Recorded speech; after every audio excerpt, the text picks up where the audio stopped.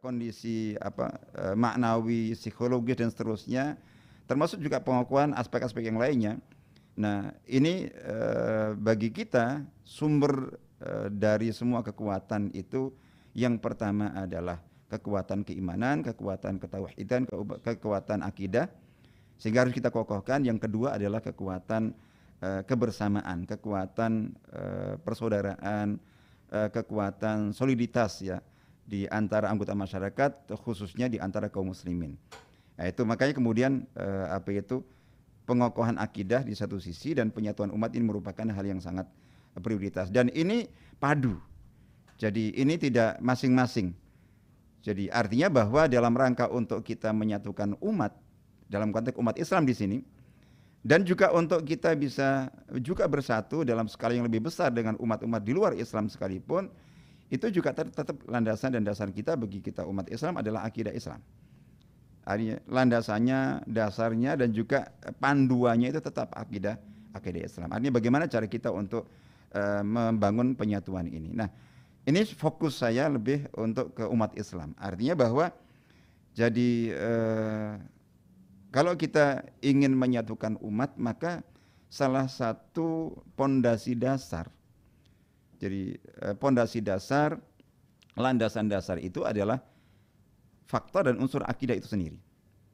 Jadi faktor penyatu yang paling utama bagi kaum muslimin itu adalah akidah. Nah, di sini yang perlu kita sedikit bahas dan kita dalam rangka evaluasi ya. Dalam rangka evaluasi, introspeksi diri di antara kaum muslimin. Mengapa? Karena ya bagi kami mungkin para ustadz, para pemberi kajian dan pengajian biasanya mubaligh itu kita mendapati ada kondisi dan fenomena serta persepsi di masyarakat. Yang persepsi itu kalau kita renungkan ini unik. Kita kenal sepanjang sejarah itu yang namanya akidah itu penyatu. Yang namanya akidah itu penyatu. Jadi umat Islam bahkan sejak zaman Nabi Muhammad SAW itu banyak sekali ada berbagai faktor, ada berbagai kondisi situasi yang berpotensi untuk merapuhkan kesatuan dan persatuan antara umat Islam dan melemahkan persaudaraan di antara mereka. Jadi yang paling utama itu adalah faktor fanatisme suku, fanatisme kabilah. Itu di zaman Nabi SAW dan di zaman sahabat terjadi. Benar di zaman Nabi Mas Yan. Itu hampir saja antara sahabat Muhajirin Ansar itu Masya Allah terlibat dalam pertikaian serius karena diprovokasi oleh kaum munafikin. Ini sahabat hampir diingatkan dengan masa-masa jahiliyah. Itu terus dibangkitkan fanatisme golongan, kelompok, kabilah itu manusia, sahabat juga manusia. Sempat hampir tersulut itu terus kemudian Rasulullah SAW mengingatkan mereka, mengembalikan mereka kepada akidah. Dan banyak sepanjang sejarah itu, termasuk ada beberapa hal ya kalau kita catat misalnya bahwa ketika para sahabat Ansar khususnya waktu itu terpengaruh oleh provokasi sebagian dari mereka yang sampai ada yang menyatakan ketika Nabi SAW itu dalam pasca perang Hunain yang terjadi setelah penaklukan kota Mekah itu kan terus kemudian mungkin 2-3 pekan, jadi itu terjadi perang Hunain. Di dalam perang Hunain itu Nabi Muhammad SAW dan para sahabat memenangkan peperangan dan mendapatkan ghanimah, harta rampasan perang mungkin terbanyak sampai saat itu. Paling banyak yang didapat dalam rampasan perang itu. Nah, tapi kemudian Nabi SAW dengan hikmahnya, dengan bijaknya tentu ada rahasia yang istimewa ketika beliau kemudian dengan tujuan untuk mentaklif hati, melembutkan, menarik hati para mu'alaf di kalangan tokoh-tokoh Quraisy, kan baru masuk Islam mereka. Terus kemudian ditaklif hati mereka supaya semakin kuat mendukung Islam ini dengan diberi banyak sekali bagian dari harta rampasan perang Hunain. Jadi ada yang satu orang, satu tokoh mendapatkan 100 unta, yang lainnya mendapat apa, yang lain mendapat apa itu.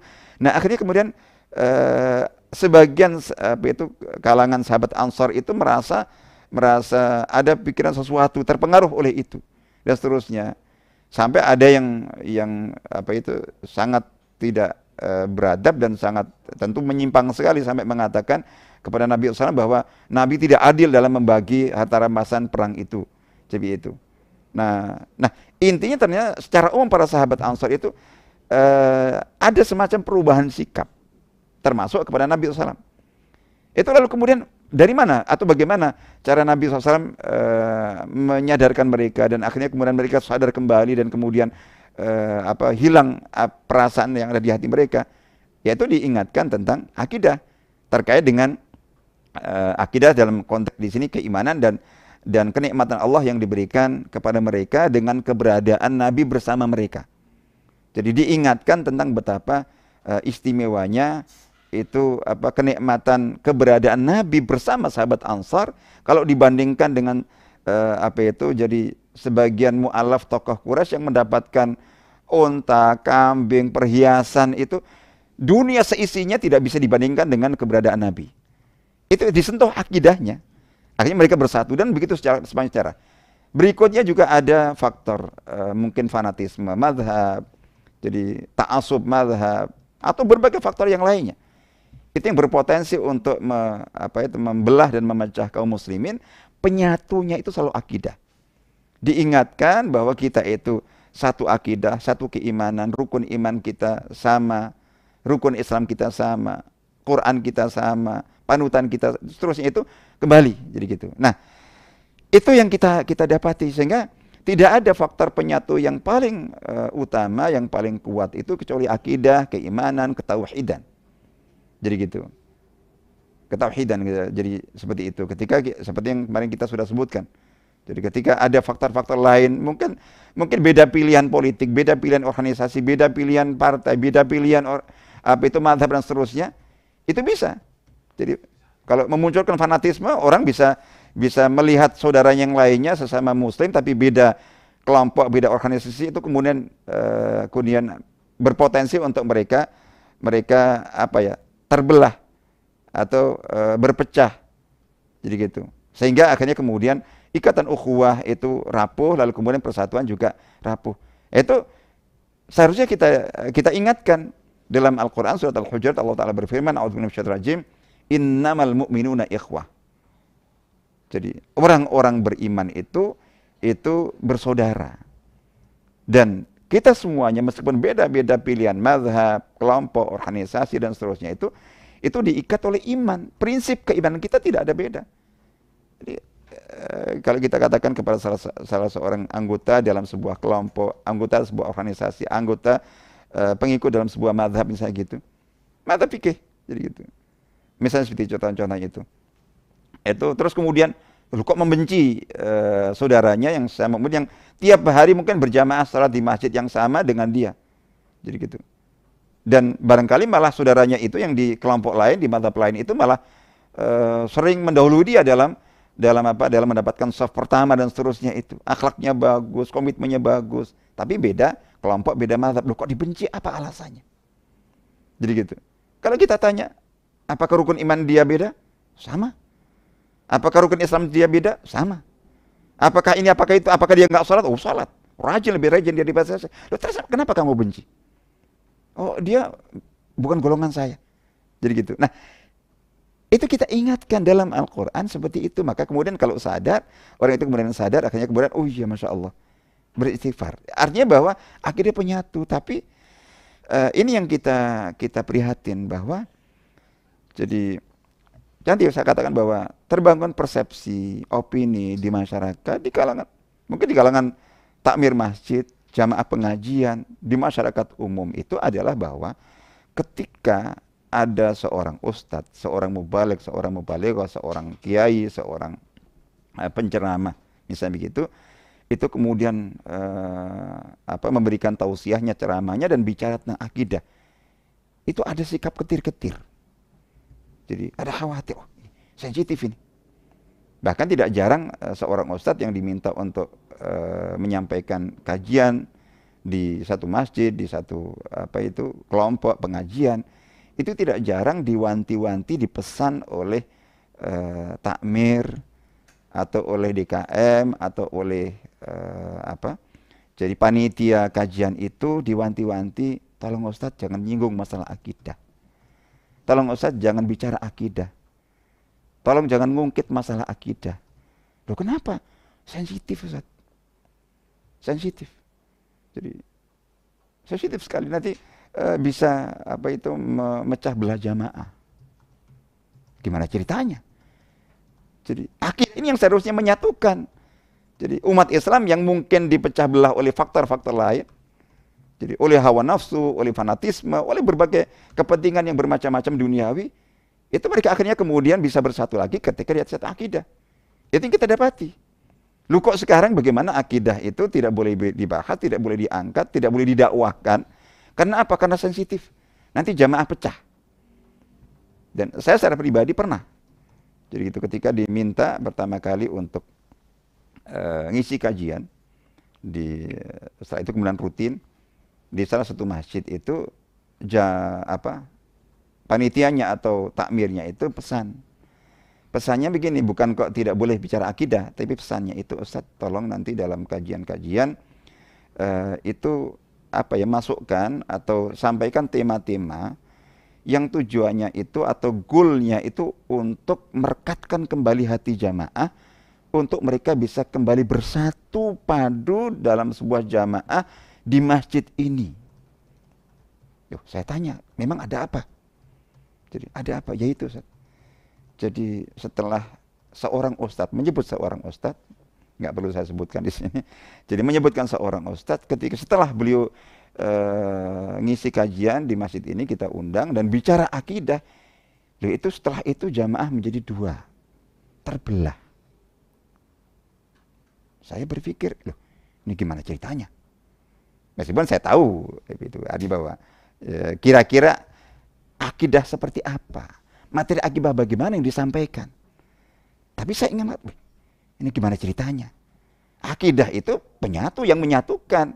Ketika umat Islam mungkin dipecahkan oleh banyak faktor dan banyak kepentingan, banyak ambisi dan seterusnya.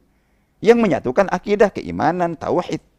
Lu kok ini ada ustadz bicara akidah, gara-gara itu malah kemudian jamaah malah pecah. Terus kemudian ustadz lain diminta tolong satukan lagi ustadz. Saya juga nggak yakin. Jadi bahwa saya sudah berhasil. Jadi gitu. Artinya bahwa yang jelas tidak mudah. Tetap terbelah itu. Nah, ini sering kita dapatkan, tolong ustadz jangan bicara akidah, sensitif. Nanti jamaah malah kasak kusuk dan kemudian ini. Nah, ini saya kira sangat serius ya. Jadi akidah yang seharusnya menjadi, kalau kita bicara akidah itu prinsip. Yang namanya prinsip itu usul ya. Usul tidak dikatakan usul kalau sebuah pohon. Jadi ya, pohon itu sebuah atau apa? Jadi ya pohon lah. Jadi pohon itu kan akar, batang, inti. Ini yang ibaratnya itu usulnya. Kalau usul aslinya akarnya, terus kemudian batangnya. Ini pokok. Jadi akar, pokoknya itu inti. Kalau sampai akarnya yang dicabut ya roboh. Batangnya ditebang udah, atau ditebang tadi itu ya roboh. Tapi dahan, ranting, daun gitu, itu mungkin dipatahin satu atau mungkin jatuh satu, mungkin tidak begitu signifikan. Ini furu namanya. Makanya dikatakan furu itu cabang-cabang, dahan, ranting, daun. Usul itu adalah ini. Nah, yang namanya usul di dalam Islam disebut prinsip, disebut usul itu mengapa? Itu karena sejak 15 abad, sejak awal sejarah Islam, itu semua mazhab, semua kelompok, jadi gitu, umat Islam yang bermacam-macam, tentu dalam konteks Ahlus Sunnah wal Jamaah ya, ini yang saya maksud. Jadi berbeda itu baru ketika antara Ahlus Sunnah wal Jamaah dengan selain Ahlus Sunnah wal Jamaah. Tapi sesama Ahlus Sunnah wal Jamaah itu ini sepakat Tidak disebut sebagai usul kecuali karena ini adalah muttafaq alaiha mujma' alaiha, disepakati. Jadi gitu. Tidak terjadi perselisihan di antara, kalau dalam konteks mazhab, antara mazhab Hanafi, Maliki, Syafi'i, Hambali, berbeda dalam ratusan sampai ribuan masalah fikih. Tapi untuk usul, pokok-pokok akidah, pokok-pokok syariah, pokok-pokok akhlak, pokok-pokok ibadah itu sepakat. Sehingga tidak mungkin ketika kita nyinggung akidah yang berarti itu berbeda. Kenapa? Misalnya saya Syafi'i, itu kalau saya bicara fikih mungkin dengan mazhab yang lain, pengaruh mazhab lain, mungkin nanti akan menimbulkan masalah. Tapi kalau saya bicara tentang rukun iman, rukun Islam, dan saya bicara dalam konteks prinsip, jadi gitu, itu tidak akan ada masalah. Dan ini yang menyatukan. Yang tadinya kita mungkin karena beda mazhab, barangkali itu mungkin kita akhirnya bisa dalam tanda kutip eker-ekeran, tapi kemudian kita ditautkan kembali hati kita ketika kita ingat bahwa prinsip kita satu meskipun kita beda dalam berbagai masalah furu ini. Nah, ini yang harus kita ingat. Dan dalam konteks dakwah itu prioritas aulawiyatid dakwah. Jadi paling prioritas dalam tema dakwah itu akidah. Dan umat Islam sekarang ini sebagai umat yang lemah, yang padahal seharusnya itu paling kuat. Umat yang di belakang, pada seharusnya umat ini paling depan. Umat yang secara derajat, martabat itu rendah, pada seharusnya wala tahinu wala tahzanu wa antumul a'launa in kuntum mu'minin. Umat menjadi umat terdakwa. Jadi sampai bahkan tidak punya kemampuan untuk membela diri, sering ditempatkan di posisi terdakwa, tidak mampu membela diri, jadi gitu. Pada seharusnya umat ini umat hakim, umat saksi. Wa kadzalika ja'alnakum ummatan wasata litakunu syuhada'a 'alan nas. Jadi gitu. Menjadi umat terdakwa, umat buntut, umat yang rendah. Padahal tadi itu. Jadi seharusnya ini. Jadi walillahil izzatu wa lirasulihi wal mu'minin. Jadi izzah itu seharusnya milik umat ini. Jadi gitu. Tapi kok kemudian umat ini malah kemudian kehilangan izzahnya, kehilangan martabatnya, kehilangan harga dirinya. Itu gara-gara apa? Kalau kita jujur itu lemah akidah.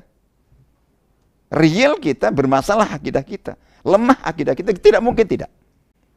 Jadi kewajiban ditinggalkan dengan mudah itu nggak mungkin kalau bukan karena lemah akidah. Berbagai pelanggaran yang haram, tidak hanya makruh syubhat, tegas haram diterjang tanpa tedeng aling-aling, di siang bolong. Jadi gitu. Itu nggak mungkin, pasti ini yang wajib min daruriyatil Islam, yang biasa dikatakan minal ma'lum min antini bi darurah. Jadi ajaran Islam yang wajib tanpa perlu dalil. Semua orang paling awam pasti tahu. Jadi gitu. Umat Islam ada nggak yang nggak sholat? Banyak. Tidaknya nggak ke masjid, nggak sholat. Itu banyak umat Islam, perdagangan Islam. Sekarang di bulan Ramadan ini, ada nggak umat Islam yang tidak berpuasa? Ada. Ada nggak umat Islam yang dengan terang-terangan melanggar kewajiban, menerjang yang diharamkan, maharimullah? Itu banyak. Jadi gitu. Mengapa? Pasti karena lemah akidah. Jadi pasti lemah akidah, lemah keimanan. Jadi kayak gitu. Nggak mungkin tidak. Terus kemudian perpecahan ini, itu tidak ada. Kecuali pasti lemah iman. Saya nggak peduli. Jadi siapapun dia. Jadi siapapun dia, ketika kemudian masih gara-gara perbedaan, jadi perbedaan kelompok, perbedaan mazhab, lalu kemudian bermusuhan dengan sesama muslim, sesama mukmin hanya gara-gara beda mazhab, beda itu pasti karena lemah akidah, lemah iman. Tidak mungkin tidak. Sudah, ini harus tegas seperti ini. Sehingga artinya kebutuhan yang paling kita butuhkan untuk mengokohkan umat ini, mengembalikan kepada izahnya agar menjadi umat terdepan, seperti yang Allah firmankan, umat terbaik, kuntum khaira ummatin ukhrijat linnas, ta'muruna bil ma'ruf wa tanhauna 'anil munkar wa tu'minuna billah. Jadi iman kepada Allah Ta'ala. Jadi bahwa Itu karena khairu ummah, menjadi umat terbaik itu bukan klaim, bukan pengakuan. Jadi ini bukan hanya sebagai label ya, gitu. Nah, itu hakiki, dan itu sebabnya dan dasarnya karena akidah. Sehingga akhirnya kemudian yang paling dibutuhkan kalau dalam konteks dakwah saat ini itu adalah penguatan akidah, pengokohan akidah. Materi, tema dakwah yang paling dibutuhkan adalah akidah. Jadi gitu. Tapi tadi itu akidah yang merupakan betul-betul usul, yang berarti yang disepakati sepanjang 15 abad oleh semua kelompok. Jangan akidah yang kemudian menurut persepsi si A yang justru kemudian dipersepsikan sama si B. Ini furu'ul akidah yang diangkat. Jadi ketika kita bicara usul al-akidah, bukan furu' al-akidah. Prinsip-prinsip akidah bukan cabang-cabang akidah. Loh, apakah ada dalam masalah akidah furu'? Ada. Jadi ada. Tapi memang tidak banyak. Tidak sebanyak masalah syariah. Tidak sebanyak masalah ibadah. Tapi dalam akidah pun ada furu'. Ada non-usul. Tapi mungkin persentasenya barangkali nggak tahu. Mungkin 1% barangkali. Atau kurang dari 1%. 99 lebih itu usul. Nah ini selama ini, dan saya bisa, teman tidak di forum ini, saya bisa nunjukkan ketika ada seorang ustadz bicara akidah, terus kemudian materi akidah yang disampaikan itu memecah belah jamaah, itu saya tunjukkan. Ini furu'ul akidah, bukan min usulul akidah. Jadi gitu. Nah, kalau masalah furu' berarti aslinya bukan masalah akidah, ya gitu. Nah, jadi kalau kita perhatikan dalam kondisi saat ini, kondisi umat, jadi dan sepanjang masa, sepanjang sejarah, yang paling dibutuhkan selalu adalah akidah. Makanya ada ungkapan ala aqidatu awwalan law kanu ya'lamun. Jadi akidah dulu dalam dakwah itu. Jadi bukan mungkin sistem ekonomi, politik, budaya itu semacam itu. Akidah dulu. Akidah dulu, akidah nomor 1, akidah prioritas, akidah dikedepankan karena pondasi. Karena pondasi. Tapi tadi itu akidah yang betul-betul mengokohkan, menguatkan iman. Jadi yang mencerahkan pikiran, menenangkan hati, bukan akidah yang justru malah membingungkan. Ketika orang menerima materi akidah malah semakin bingung. Jadi orang menerima materi akidah terus kemudian yang ada di dalam hatinya muncul kebencian kepada sesama muslim secara mukmin, itu bukan akidah. Bukan akidah Islam, bukan akidah Al-Qur'an. Jadi gitu. Ini harus kita tegaskan, kita yakini. Nah, itulah kebutuhan. Jadi kebutuhan untuk penyatuan umat, dan memang real yang dibutuhkan oleh umat ini itu bukan hanya sekarang, sepanjang masa, sepanjang sejarah. Apalagi sekarang dalam kondisi di mana kita berada pada didera oleh berbagai ujian yang ada selama ini, maka penguatan akidah, pengokohan akidah itu yang paling dibutuhkan. Tapi tadi akidah yang betul-betul akidah yang memang mengokohkan iman, mencerahkan pikiran, menyejukkan hati, dan menyatukan umat. Nah itu yang seperti apa? Insya Allah mungkin nanti akan lebih kita kupas. Tapi kalau kita kembali kepada dasar Islam kita, sumber ajaran Islam kita yang paling inti Al-Quran wa Sunnah. Itu kita dapati di dalam Al-Quran itu. Itu tema yang paling mendominasi, tema akidah, tema keimanan dengan berbagai aspeknya rukun iman itu. Ada iman kepada Allah dari Al-Fatihah sampai An-Nas. Dari Al-Fatihah sampai An-Nas itu iman kepada Allah Ta'ala. Selalu nomor 1. Iman kepada malaikat, iman kepada kitab-kitab, iman kepada Rasul alaihi wassalam. Kisah, jadi Al-Quran ketika berbicara tentang kisah para nabi, para rasul, dan juga umat-umatnya, apakah dan para ulama mengatakan bahwa kandungan Al-Quran itu lebih dari separuh itu kisah. Sampai ada yang mengatakan 2/3 Al-Quran itu isinya kisah. Kisah apa itu? Ya itu. Apakah kisah Alfu Laila wa Laila, 1001 malam? Tidak. Kisah para nabi bersama umatnya. Itu kisah apa? Kisah akidah. Kisah dakwah. Jadi kisah risalah ilahiyah, risalah Islam. Jadi gitu. Intinya materi akidah juga. Terus iman kepada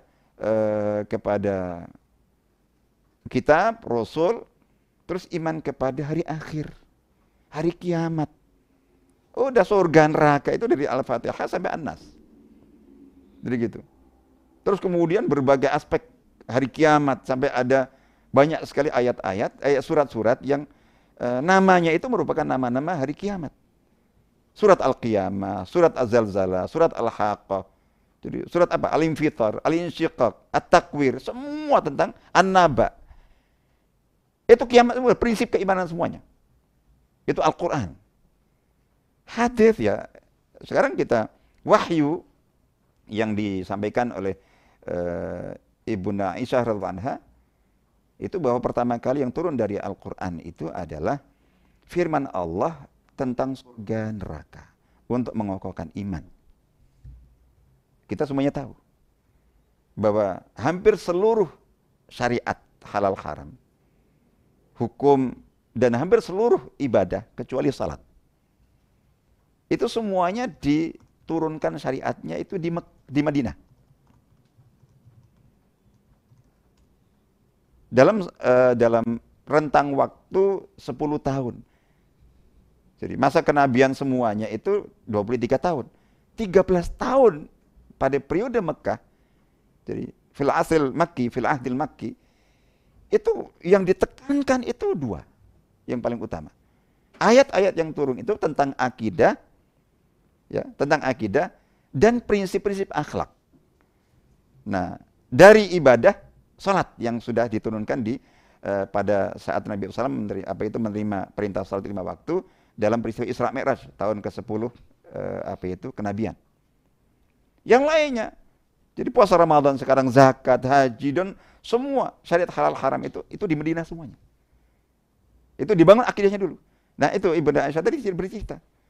Jadi yang pertama kali itu adalah tentang surga, neraka, keimanan, sampai akhirnya kemudian masyarakat itu terkokohkan keimanannya, mereka kembali kepada keimanan yang benar, kokoh keimanannya, siap menerima beban syariah, baru turun halal haram, jangan mencuri, jangan berzina, jangan minum khamr.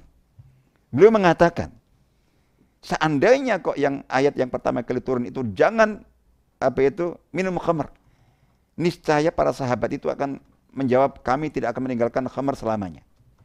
Karena belum kokoh akidah dan keimanannya.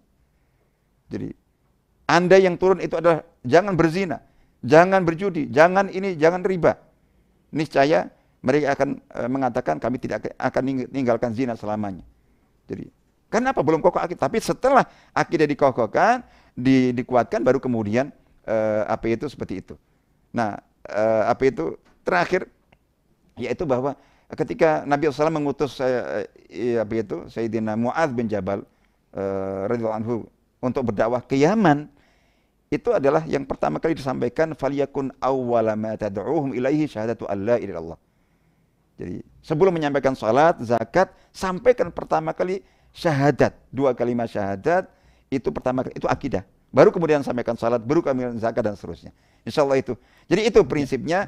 Tinggal pertanyaan berikutnya nanti adalah akidah seperti apa yang betul-betul menguatkan iman dan kemudian menyatukan umat itu. Pak Rudi, beliau bertanya, benar Ustadz banyak yang merasa ketakutan ketika membahas tentang akidah ini.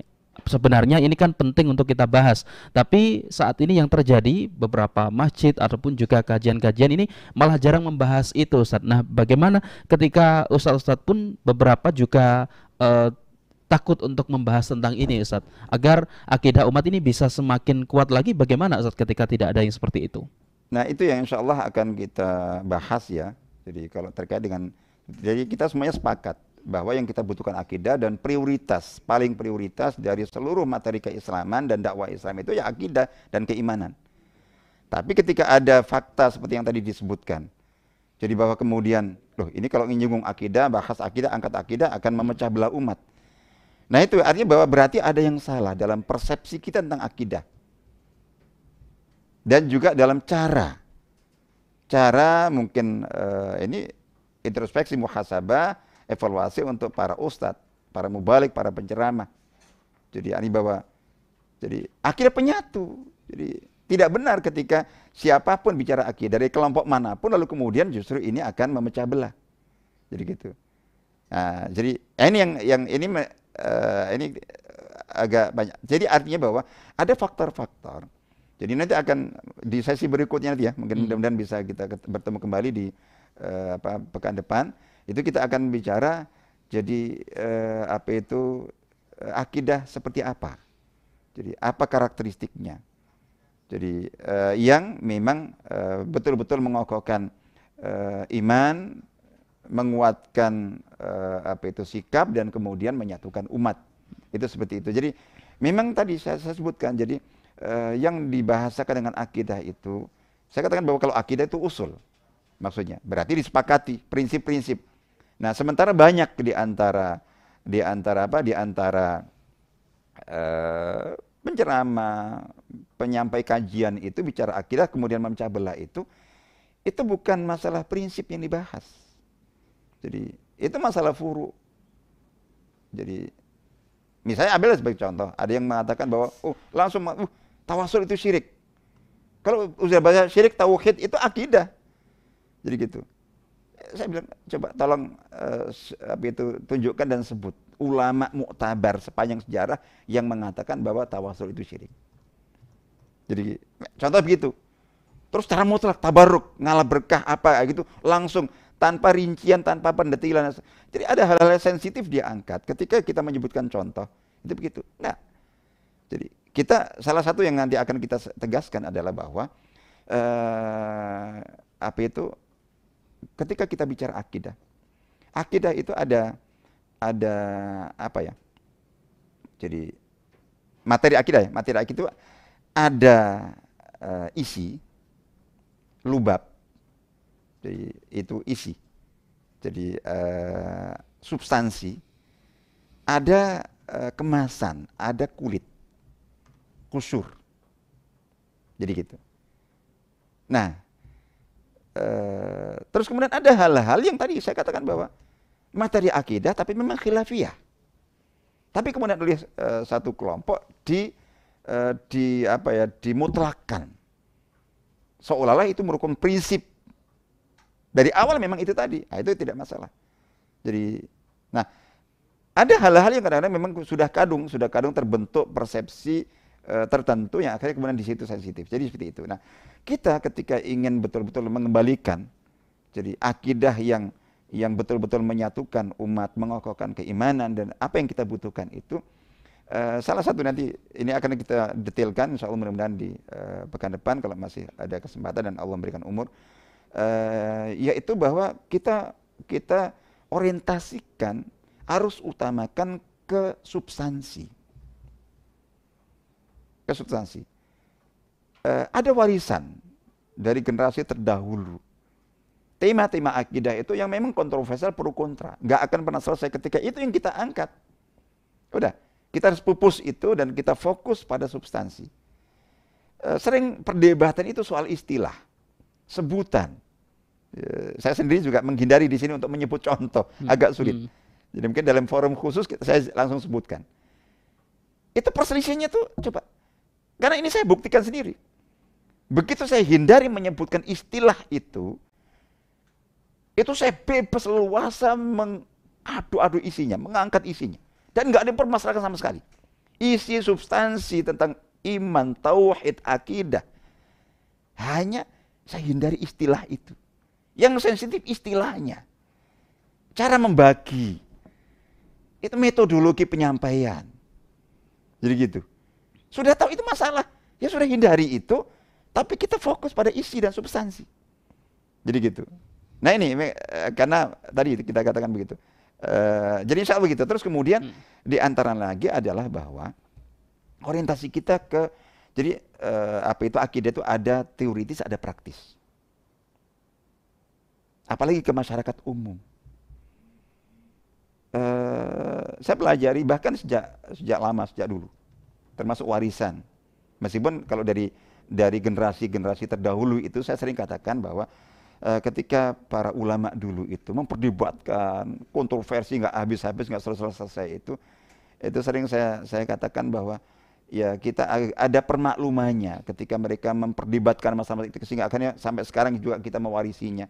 Dan itu menjadi salah satu faktor penyebab perpecahan umat itu adalah karena kenapa kok itu dikontroversikan, diprokontrakan dan nggak habis-habis. Kitab-kitab ada namanya kutubur rudud, kitab-kitab saling berbantah itu. Itu seperti contoh kayak gitu. Itu karena apa? Karena dulu itu sering saya katakan bahwa para ulama dulu itu kelebihan ilmu, kekurangan masalah. Jadi sehingga ada permaklumannya gitu. Sehingga masalah-masalah yang semestinya nggak jadi masalah dipermasalahkan. Sekarang ini kita udah kelebihan masalah, itu kekurangan ilmu. Yaitu kita mau mewarisi masalah dari generasi terdahulu. Insya Allah gitu. Jadi fokus di substansi. Dan sore hari ada beberapa pertanyaan. Ustadz bergabung melalui WhatsApp dari hamba Allah. Beliau bertanya, Ustadz ketika membahas tentang akidah, ada Ustadz yang menyampaikan bahwa kita ini tidak perlu bermadzhab. Nah, sebaiknya langsung ke Al-Quran dan juga hadis, karena dengan bermadzhab itu sudah cukup. Terbukti memunculkan asobiyah. Nah, bagaimana Ustadz? Apakah mungkin kita tidak bermadzhab? Ini contoh. Jadi masalah mazhab bukan masalah akidah. Mazhab fikih di sini kan. Jadi saya katakan bahwa kalau kita bicara ini, kita bicara, tapi karena sudah kadung disampaikan, jadi soal bermazhab itu kaitannya dengan masalah fikih. Jadi ini bukan masalah akidah. Jadi kalau ada yang mengakidahkan masalah mazhab, ini salah satu contoh, saya katakan begitu, ketika menyikapi masalah bermadzhab tidak bermadzhab itu kemudian dimasukkan ke ranah akidah. Jadi gitu. Nah, dalam hal masalah ini kan dalam kita mempraktekkan Islam, memahami Islam. Itu apakah kita, setiap orang Islam laki atau perempuan itu harus terikat dengan mazhab tertentu di antara mazhab yang terkenal, misalnya mazhab Hanafi, Maliki, Syafi'i, Hambali, ataukah tidak harus terikat dengan satu mazhab tertentu. Jadi gitu. Nah, tentang masalah ini ada perbedaan yang terkenal sekali. Mungkin ada tiga mazhab. Mazhab pertama adalah yang mewajibkan bermazhab. Jadi gitu. Tentu ada alasannya dan panjang sekali. Yang kedua, ya tadi berarti kalau tadi pertanyaan bahwa saya kok mohon maaf mungkin ada kesalahan tangkap, atau mungkin yang bersangkutan itu yang tidak memahami ketika menerima dari ustadznya. Ketika dikatakan, kita nggak perlu kembali kepada Quran Sunnah tapi langsung bermadzhab. Tidak ada ulama mazhab manapun yang mempertentangkan antara mazhab dengan itu kan seolah-olah mazhab itu pilihan pengganti dari Quran Sunnah. Tidak. Jadi kan bahwa sumber dan dasar mazhab itu Quran Sunnah. Kalau ada yang mengatakan bahwa menempatkan mazhab itu berbeda, berlawanan, berhadapan dengan Quran Sunnah, itu sebuah penyimpangan. Jadi kesalahan persepsi dan suudzon kepada para ulama pencetus dan pemilik mazhab itu dan pengikut mazhab. Tidak, silakan buka kitab-kitab mazhab, isinya Quran Sunnah semuanya gitu. Jadi jangan sampai salah gitu. Jadi, nah sehingga tidak begitu. Tapi mungkin beliau maksudnya menyampaikan sudut pandang dan mazhab bahwa kita wajib bermazhab. Gitu maksudnya begitu. Mungkin pembahasannya. Jadi jelas kalau ungkapan kita bermazhab saja, nggak perlu ke Quran Sunnah, itu jelas salah. Dan saya nggak yakin bahwa ada ulama yang mengatakan itu. Jadi gitu, nggak mungkin. Jadi kita ada bahwa itu karena mempertentang. Tapi maksudnya kita wajib bermadzhab, itu mungkin, iya memang ada pendapat. Yang lainnya ini memang berhadapan-hadapan. Yang satu mewajibkan mazhab, yang satu mengharamkan bermadzhab. Jadi gitu. Artinya bermadzhab itu artinya terikat dengan mazhab tertentu. Kalau seorang bermadzhab Syafi'i, udah dalam sholat ala Syafi'i, dalam puasa mazhab Syafi'i, dalam haji mazhab Syafi'i, dalam dalam masalah zakat mazhab Syafi'i, dalam masalah muamalah jual beli harus mazhab Syafi'i, tidak boleh ke mazhab yang lainnya. Itu maksudnya bermazhab itu. Jadi gitu. Nah, itu ada yang ini mewajibkan, yang ini mengharamkan. Bukan kesempatan untuk kita menjelaskan, tapi ada mazhab pertengahan, dan saya di pertengahan ini karena khil umuri awsatuha. Jadi yang terbaik dari berbagai hal itu adalah yang tengah, yaitu bahwa menyikapi mazhab ini pilihan. Jadi tidak wajib, tidak haram. Jadi tapi pilihan. Artinya bahwa seseorang memiliki keleluasaan untuk memilih. Jadi antara bermadzhab atau tidak. Terus kemudian ketika bermadzhab pun juga menyikapi madzhab lain itu juga pilihan, dan menyikapi yang lainnya yang tidak bermadzhab juga seperti itu. Yang terpenting adalah ketika dia berislam, terikat dengan satu madzhab atau tidak, yang penting tidak semua sepakat tidak mengikuti madzhab hawa nafsu. Jadi berarti boleh Ustaz, dalam hal ini dalam masalah apa gitu, sholat kita ikut madzhab ini, yang ikut madzhab itu. Tapi bukan secara kesengajaan kita untuk memilih-milih, cari yang enak lah. Dalam sholat yang enak itu madzhab ini. Dalam masalah ini zakat masalah ini. Dalam masalah itu, itu yang namanya tatabu' rukhas, ngikuti, nyari milih madzhab yang enak-enak itu semua ulama madzhab sepakat tidak dibenarkan. Tapi bahwa ketika kita konsultasi ke ulama, terus ulama siapa yang kita mintain fatwa ya, yang penting beliau ulama yang mumpuni, ulama yang bisa ditanggungjawabkan terlepas dari mazhab apapun. Dan para ulama mengatakan bahwa al-ammiyu madhabu man madhabu yufti. Orang awam itu mazhabnya adalah sesuai dengan mazhab yang beri fatwa. Jadi sekarang ini khususnya kalau kita dalam masalah mazhab itu misalnya kok mau terikat betul itu sulit. Dulu banyak yang bermadzhab Syafi'i, ulama mazhab Syafi'i banyak, yang bermadzhab Hambali, mazhab Hambali banyak, yang bermadzhab Maliki, Syafi'i, semuanya ada dalam satu masjid. Kita masuk itu mau ngikut kajian yang mana, mazhab apapun ada. Sekarang ini untuk ketemu ustadz yang rujukan benar saja itu belum tentu dapat. Terus kita mau terikat, misalnya mau tanya ketemu ustadz, alhamdulillah saya mau konsultasi. Tapi mohon maaf Ustaz, sebelum saya tanya dulu Ustaz mazhabnya apa. Jadi gitu. Begitu beda mazhab, enggak jadi Ustaz. Saya hanya nyari mazhab.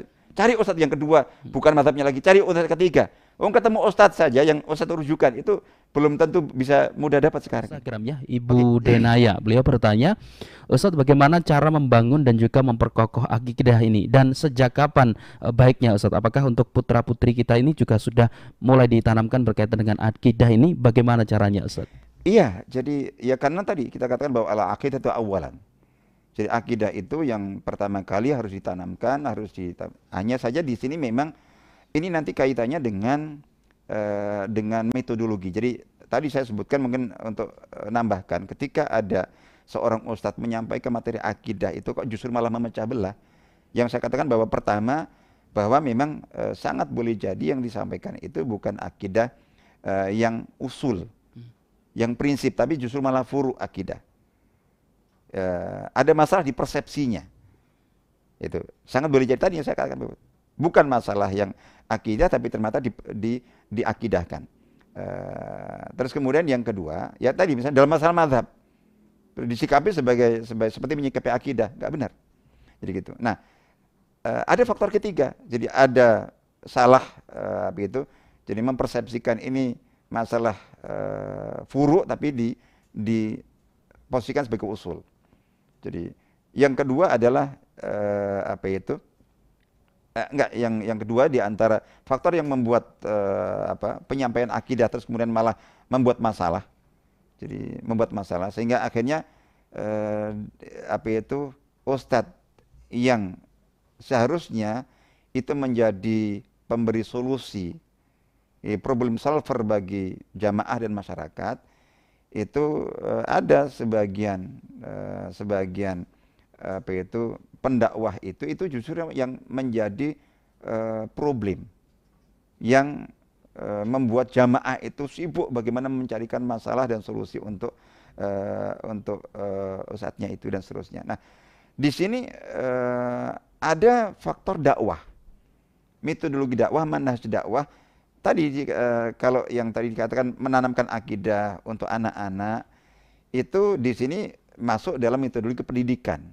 Termasuk juga dakwah. Dakwah itu dakwah ke anak-anak, bagaimana dakwah ke remaja, bagaimana dakwah ke pemuda, bagaimana dakwah ke masyarakat awam, bagaimana itu seperti itu. Tadi berarti juga ada masalah metodologi dakwah, manhaj dakwahnya. Jadi fikih dakwahnya yang bermasalah. Jadi gitu. Artinya bermasalah. Ketika penyampaian akidah itu kok justru malah membuat masalah. Itu ada masalah fikih dakwah. Ini juga ada cara ini. Ini sehingga di sini bukan teori, Bu. Jadi untuk anak-anak itu misalnya melalui cerita, melalui kisah. Jadi bagaimana dulu para nabi, bagaimana generasi sahabat. Bagaimana contoh misalnya kisah bagaimana sahabat-sahabat ABG itu waktu itu seperti apa? Itu kisah. Di samping juga contoh langsung kalau ke anak-anak itu bukan teori akidah itu ini gitu segala macam, kita jelaskan rukun iman 6 terus kemudian iman kepada Allah begini tidak, itu nanti ada waktunya. Tapi penanaman ke mereka itu adalah bahwa itu terus kemudian diajak tafakur. Jadi semua yang ada di kehidupan ini kaitkan dengan Allah selalu. Jadi bahasakan, misalnya latih dengan bahasa Al-Quran. Al-Quran ketika membahasakan hujan turun, kita selama ini bahasa kita sekuler, hujan turun. Cari Al-Quran kalau ada bicara hujan terus mengatakan hujan turun. Selalu Allah menurunkan hujan. Allah menjalankan angin. Jadi Allah menumbuhkan tumbuh-tumbuhan. Kita tumbuh-tumbuhan tumbuh kayak dengan sendirinya. Hujan turun, angin berhembus. Jadi terus mendung awan berarak. Enggak, bahkan dalam Quran itu Allah memperjalankan kapal. Latih dengan pembahasan itu. Jadi ya Allah, Allah menurunkan hujan. Jadi Allah menumbuhkan tumbuh-tumbuhan. Jadi gitu. Nah itu latih seperti itu, di samping ajari mereka zikir. Semua dengan Allah, semua Allah. Bersyukur itu. Praktek seperti itu. Jadi bukan dengan teori yang muluk-muluk atau mungkin yang rumit-rumit. Enggak, sesuai dengan usianya seperti itu. Jadi begitu. Jadi insya Allah gitu ketika kita dikit-dikit alhamdulillah, subhanallah, anak akan ikut, itu fitrah. Jadi kepentingan kita, anak itu kan fitrahnya iman kan, akidah. Jaga itu saja, udah. Jangan rusak dengan hal-hal yang merusak. Kan ma min mauludin illa yuladu al fitrah. Tidak ada seorang anak pun yang terlahir kecuali atas itu fitrah iman. Nah, ini justru orang tuanya itu yang berperan untuk menjadikannya belok, bengkok dan rusak imannya. Jaga saja fitrahnya itu. Nah, itu dekatkan terus segala sesuatu kaitkan dengan Allah. Contoh begitu. Jadi kisah terus keseharian kita, ibu bapaknya selalu subhanallah, alhamdulillah, Allah akbar, udah masuk sudah iman itu. Insya Allah gitu. Ya. Artinya orang tua punya peran yang sangat penting untuk kalau gitu ya. Orang tuanya jauh dari Allah ya susah. Insya Allah gitu ya. Baik, terima kasih tadi jawaban untuk Ibu Denaya ya yang bergabung melalui Instagram, dan tidak terasa Ustaz menit di 59 untuk menambah keberkahan kita semua. Ustaz, mohon ditutup dengan doa Ustaz. Baik, insya Allah kita pungkasi kajian kita, semoga berkah untuk Ramadan kita dan juga untuk kelulusan kita dalam ujian pandemi COVID-19 ini. Kita bertawasul dengan umul kitab, dengan suratul Fatihah. Semoga Allah Ta'ala senantiasa meridai dan merahmati. Al-Fatihah. A'udzubillahi minasyaitonir rajim. Bismillahirrahmanirrahim. Alhamdulillahirabbil alamin. Arrahmanirrahim. Maliki yaumiddin. Iyyaka na'budu wa iyyaka nasta'in. Ihdinas siratal mustaqim. Siratal ladzina an'amta 'alaihim ghairil maghdubi 'alaihim waladdallin. Amin. A'udzubillahi minasyaitonir rajim. Bismillahirrahmanirrahim. Alhamdulillahirabbil alamin. Hamdan yuafi ni'amahu wa kafi mazidah. Ya Rabbana lakal hamdu kama yanbaghi li jalali wajhika wa sultanik. Allahumma shalli ala sayyidina Muhammad wa ala ali sayyidina Muhammad walhamdulillahil alamin. Allahumma nahnu 'abiduk banu 'abidik banu imaik nawasina biyadik madin fina hukmuk adlun fina qada'uk. Nas'aluka Allahumma bikulli ismin huwa lak sammaita bihi nafsak aw anzaltahu fi kitabik aw 'allamtahu ahadan min khalqik أو استأثرت به في علم الغيب عندك أن تجعل القرآن ربيع قلوبنا ونور صدورنا وجلاء أحزاننا وذهاب همومنا وغمومنا وشفاء أسقامنا وشفاء أسقامنا وأمراضنا وسائقنا وقائدنا إلى صراطك المستقيم وإلى جناتك جنات النعيم يا رب العالمين. اللهم ارحمنا بالقرآن، اللهم أعنا بالقرآن، اللهم احفظنا بالقرآن، اللهم اهدنا بالقرآن، اللهم اجمع كلمتنا وصفوفنا بالقرآن يا رب العالمين. اللهم اجعلنا من أهل القرآن. ربنا آتنا في الدنيا حسنة وفي الآخرة حسنة وقنا عذاب النار. سبحان ربك رب العزة عما يصفون وسلام على المرسلين والحمد لله بالعالمين. والسلام عليكم ورحمة الله وبركاته.